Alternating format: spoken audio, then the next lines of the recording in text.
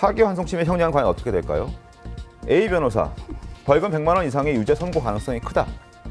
또 B 변호사도 이 정도면 관례상 100만 원 미만의 가능성은 거의 없다. 라는 얘기들이 많았습니다. 대법원 선고가 1심과 판박이 선고라는 분석까지 나오는 상황에서 뭐 1심처럼 징역 1년에 집행유예 2년은 아니더라도 윤석 대변인님 피선고권 박탈에 가까운, 박탈이 되는 그런 유죄 형량이 나오지 않을까라는 게 법조계의 분석들이 좀 있었는데 네. 어떻게 보십니까? 그런 결론은 이재명 대표는 조기 선거가 아니었다면, 조기 대선이 아니었다면 재판의 결과에 따라서 정치 자체를 못하게 되는 그런 분이 된 거예요. 네. 그런데 남아있는 파기환송심 그리고 나머지 대법원 확정 판결 거기까지의 기간이 그 안에 대선이 있으니까 그거에 의한 어떤 제재, 즉 피선거권 박탈이 없는 상태에서 출마해서 당선도 노릴 수 있는 상황, 이 상황이 있는 겁니다. 그럼 만약에 이재명 후보가 정말 운이 좋아서 그 사이에 재판이 안 끝나서 피선거권을 유지한 채로 출마를 해서 당선이 됐다. 네. 바로 다음 날부터 대통령직을 수행해야 되잖아요. 그러면 그 대통령직 수행에 대해서 이재명이라는 분에 대해서 국민들이 갖고 있을 만한 감정은 무엇인가를 생각해 봐야 됩니다. 새 대통령의 탄생을 축하하고 새 정부의 앞날에 축복이 있기를 바라는 국민이 많을 거냐. 네. 아니면 자격이 없는 사람이 대통령직을 수행하고 있다. 이런 것에 문제의식을 갖는 분이 더 많을 거냐. 이건 상식적으로 판단해도 후자가 훨씬 많을 거예요. 그러면 이런 상황을 다 예상하고 있었던 거 아닙니까?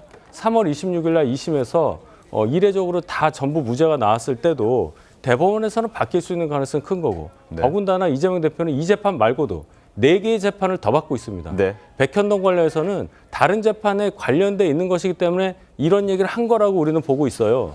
이런 상황에서 대선 출마를 강행한다? 후보 교체는 있을 수가 없다? 대법원이 잘못했다? 대법원 너네들 좀 뭐 한 달만 기다려라?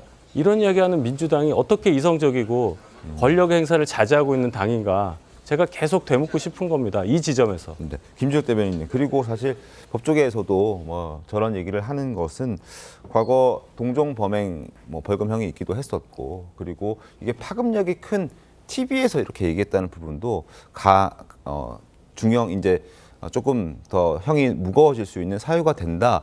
이렇게 얘기를 하는 법조인들이 꽤 많거든요. 어떻게 좀 일단 보십니까? 두 가지를 좀 나눠서 좀 말씀을 좀 드려야 될 것 같습니다. 먼저 이 대법원의 법원의 판단에 대해서 존중을 해야 합니다. 그럼에도 불구하고 굉장히 매우 유감스럽다라는 말씀을 드릴 수밖에 없는 이유는 이게 이제 지금 허위 사실 공표와 관련된 그동안의 대법원에서 이 표현의 자유를 확대해 오던 추세가 있었어요. 네. 그런 부분들을 퇴행적으로 역행시키는 그런 그 판결이 되었다라는 점에 대해서는 일단 우선 먼저 하나 지적을 좀 드려야 될 것 같고 네. 그런 점은 매우 유감스럽고 안타까운 부분이다 이런 말씀 드립니다. 또 하나 지금 이제 이재명 후보가 만약에 이 판단으로 이 어떤 자격을 당선 무효와 관련된 부분들이 있는 거 아니냐 이런 식으로 계속해서 국민의힘에서는 말씀을 주시는데 첫 번째 지금 이 사안을 가지고 이재명 후보가 이번에 당선되는 것을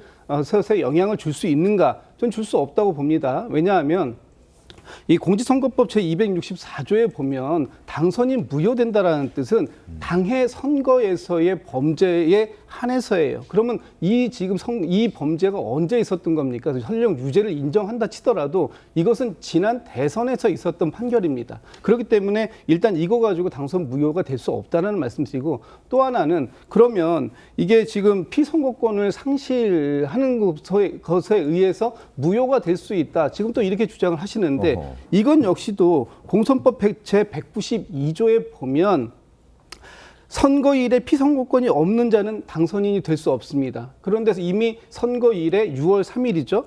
피선거권이 그때까지 박탈되지 않는다면 네. 이미 이 조항은 해당 사항이 없는 거예요. 그렇죠?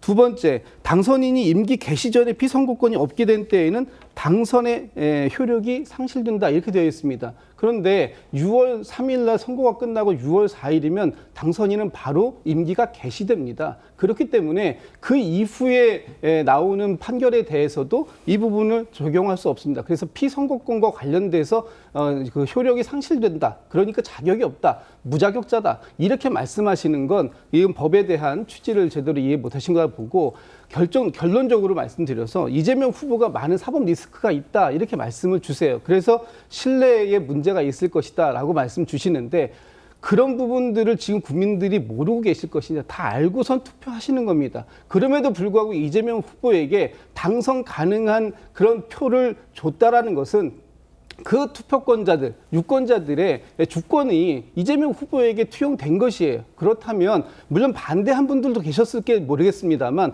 당선에 이르게 한 정도의 유권자들의 표심 이것도 이재명 후보에게는 정당성을 부여하는 것이다. 그렇기 때문에 계속해서 뭐 많은 분들이 이재명 후보가 당선되더라도 이재명 후보의 국정에 대해서 뭐 비토할 것이다. 그러실 분들도 계시겠지만 그 부분에 대해서는 이재명 후보가 국정을 어떻게 운영하는 것으로 또 평가를 받아야 할 부분이지 이런 뭐 법률상의 사법 리스크 이런 표현으로 제한받을 것은 아니다. 이런 말씀 좀 드리고 싶습니다. 시청자가 이제 오해의 소지가 있으니까 너무 복잡하게 말씀하셔서 저도 이제 정리를 좀 법조인인데 해주십시오. 법조인데 네. 이해를 못하겠어요. 무슨 말을 하는지 이해를 못해서 제가 좀 정리를 해드릴게요.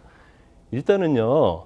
2심에서 만약에 1심과 유죄가 나왔다고 하면 네. 이재명 후보는 정치 생명 어제 3시로 끝나버렸어요. 그런데 말도 안 되게 어떻게 보면 허위사실 공표죄는 유권자 입장에서 판단을 해줘야 하는데 네. 피고인 입장에서 판단을 한 거예요. 그래서 말한 걸 전부 다 어떻게 보면 도마로 음식 요리할 때 자르듯이 잘라가지고 허위사실 공표라는 건 뭐예요? 오이가 있으면 오이 하나를 가지고 판단해야 하는데 오이를 채를 쓸어가지고 채 하나하나 가지고 하면서 이걸 가지고 사실을 왜곡한 판결이 지금 이재명 후보에 대한 판결이거든요. 네. 그래서 자치하고 들고 이제 이런 문제죠. 그래서 결과적으로 2심에서 무죄 판결을 했기 때문에 이재명 후보가 어제로 사실은 대선에 나올 수 없는데 이제 나오게 된 거고 이제 당선 무효형 그런 얘기를 하는 게 아니고 지금 이재명 후보는 헌법 84조에서 재판이 중단되는 것 위에는 방법이 없어요. 재판이 중단되지 않으면 대통령이 당선된다 하더라도 네. 대법원에서 확정되면 끝나는 거예요. 네. 그 위험을 누가 갖고 있는 거죠? 이재명 후보가 갖고 있는 게 아니에요. 이재명 후보는 국민의 어떤 한 명에 불과한 거예요. 그러면 대통령 지위를 갖고 있잖아요. 그 위험은 누가 감수하는 거예요? 국가가 감수하고 국민이 감수하는 거예요. 그러면 이번 대선 자체가 사실은 나와서는 안 될 사람이 법의 미묘한 그런 틈새를 이용해서 나오게 된 거고 그로 인해서 만약 당선이 된다고 한다면 그건 엄청나게 국가와 국민의 위험과 부담을 주는 거거든요. 그래서 국민의힘이랄지 일부에서는 대통령 나오면 안 된다는 얘기를 하는 겁니다. 알겠습니다.